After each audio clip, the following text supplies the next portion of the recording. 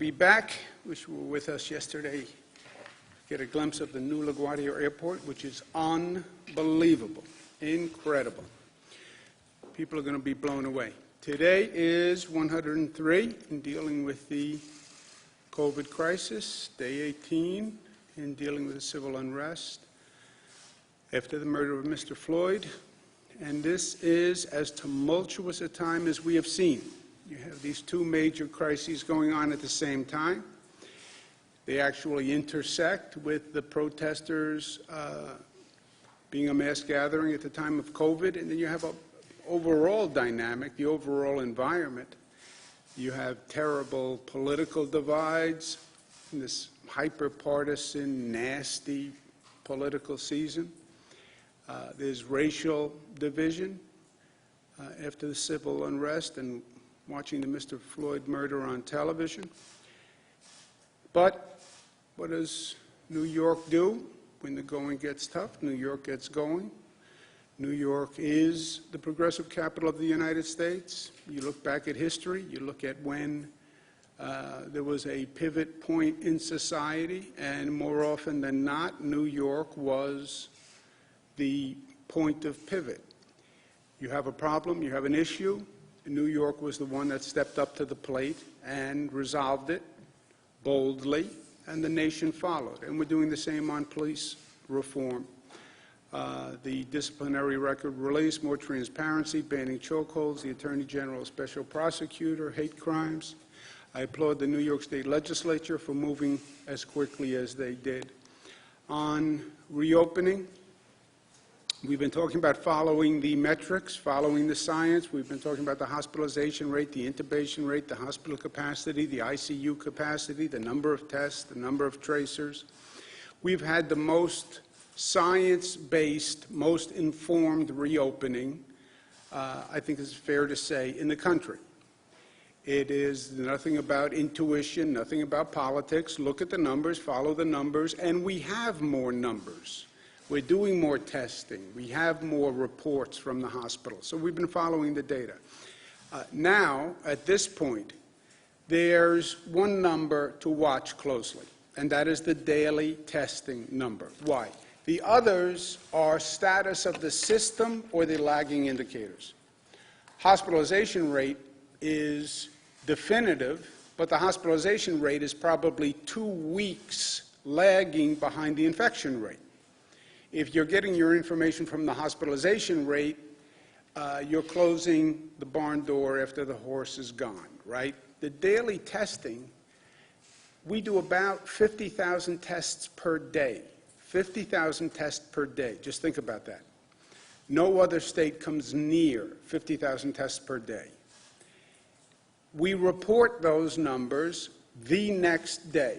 So every day you have a snapshot of the day before with 50,000 tests all across the state. That's the number that we have to watch. So daily test results by region. New York City, for example. Monday was 1.8, Tuesday was 1.5, yesterday was 1.7. Watch those daily numbers. There's a certain bounce, a little high, a little low. You're not dealing with the largest numbers in some of these locations. But you want to watch, you want to notice any trend line, you want to notice any bounce, and then you want to find out why, okay? So let's say you see a region going up. You then look at those people who were tested and see if you can find something out from those people who were tested. This is what the local officials should be doing. This is the testing and then this tracing, right? So New York City, they do tests. They find 200 people who are positive that day. The tracers then go back and look at those 200 people. What can we learn from those 200 people? Well, of the 200, 25 all work at this one place. Of the 200, 10 were at the same party. Of the 200, 13 went to this restaurant. So you look at those that test positive. But First, watch the daily numbers.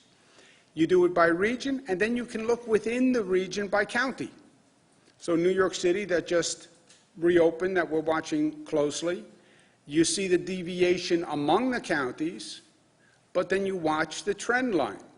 Bronx, 2.3, 2.1, 2.4. Brooklyn, 1.9, 1.3, 1.9. Manhattan, 1, 1.2, 1.2. And again, you'll see plus or minus deviations, but you want to look for an increase and then a continued increase. Overall, the hospitalizations are still headed down. Overall, the number of deaths is close to its lowest point. Also, on the number of deaths, when you get this low on the number of deaths, I don't know what it is really telling us anymore. This can be a question of how doctors happen to certify a cause of death. Many of these people will have comorbidities, so you could have a heart disease, you could have diabetes, you could have hypertension, you could have a respiratory illness, and COVID. What is the cause of death between cancer and COVID, right? So, but it's overall great news again. And you see the number of lives lost continuing to go down. We have 5 regions that we have reviewed all the data. We have global experts who then go through the data, because sometimes if you look at the data, you look at the underlying numbers, you look at the underlying test, you can see something. But we have the best experts that you can possibly have reviewing this. And they've reviewed it, and 5 regions will enter Phase 3 tomorrow, Friday. Phase 3 is clearly indicated on the website, what businesses can open, what businesses can't open. Also, a point of caution, businesses, I know businesses are anxious to open, everybody's anxious to get the economy going. Please follow the guidelines and do what is permissible to do. People are very wary right now of businesses that are violating the opening rules. Restaurants, outdoor capacity, that doesn't mean anyone inside. So people call and we get complaints. The rules are clear. Some businesses say, well, you know, my mayor said this, my Aunt Tilly said this would be okay, my town councilman said this would be okay. That doesn't count. You know, follow the rules, and you can lose your liquor license, you can lose your right to operate, so this is very serious, and short-term gain isn't worth long-term pain. As we're entering the summer, public pools and playgrounds, we're going to leave to open or keep closed in the discretion of local governments. But they have to use their judgment here. Again, they have the test data. They should be studying the test data. They should be looking at those positives and see where the positives are coming from. If the positives are in a cluster, a neighborhood that has that pool, don't open the pool. Right? Well, everybody wants to swim. I understand. But everybody doesn't want to see a spike in COVID again. So use your judgment. Sometimes yes is not the right answer. It's the easy answer. In this overall situation, I don't know how to say it. We need caution. We have to beware. We need warnings. You take your pick. The numbers are good. Everything we've done has been exactly right up until now. But that's up until now. And you can make a mistake today that wipes out everything we've done. So we have to stay smart.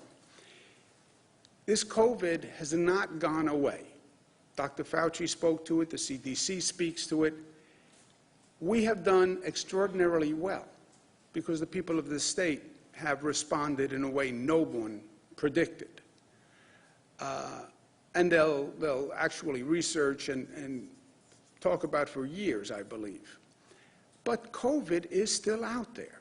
It's increasing in 21 states.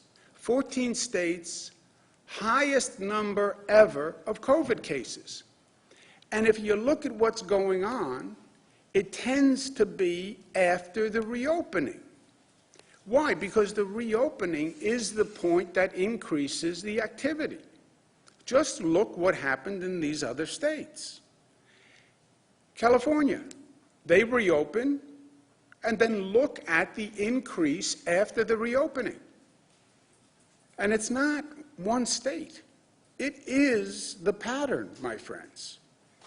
And it is to be expected, because we brought down that number because we closed everything down. You open that valve, you increase the activity, you will see it spread. Look at Florida.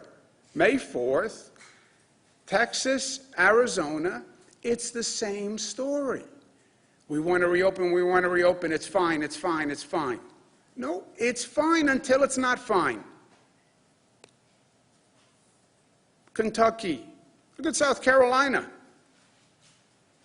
Look at North Carolina. Look at Missouri. I mean, it is all across the country. Look at Utah. Look at Arkansas. Look at Nevada. It is all across the country. We are the exception, an outrageous exception. We, so far, have the exact opposite phenomenon. We reopen, the number continues to go down. We reopen, the number continues to go down. How can that be? Because our reopening is different than their reopening.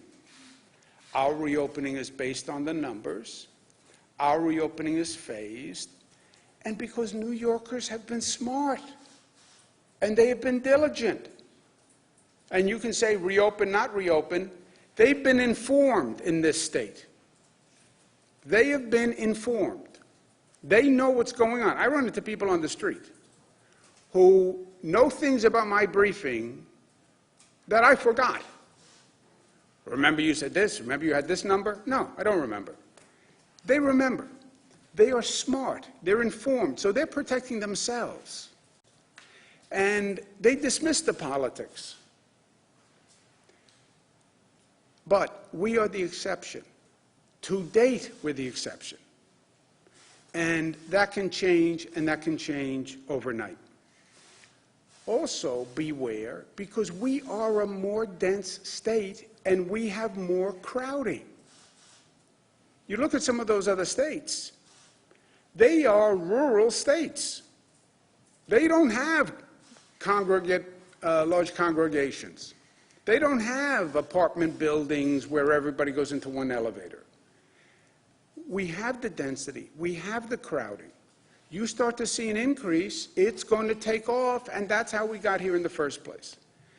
I don't know how many other ways to say it. We also had the largest number of protesters out there, and we're still not sure what the effect of the protesters is. And that won't show up. I've asked them to get tested. We've made testing available for protesters, but that may not show up for a couple of weeks. So, caution. People have to do their part. Be smart. It is all up to you. It is all up to you. Government did nothing. I did nothing for the past 100 days. All I did was give information to people, and then people acted intelligently. That has been our success story, and that's what we have to keep doing. And that's what I've meant by being New York tough. Be smart, be united, be disciplined, be loving. Questions? We've seen a lot of reports. We've heard from a lot of families who have loved ones in nursing homes and in group homes who are looking at the infection rate going down, and they're asking when will visitation resume in these homes. And that's my question to you today. They're wanting to know a timeline because this is very difficult to be away from loved ones for this amount of time. And they know the risk, and all of the people I've interviewed have told me that they're willing to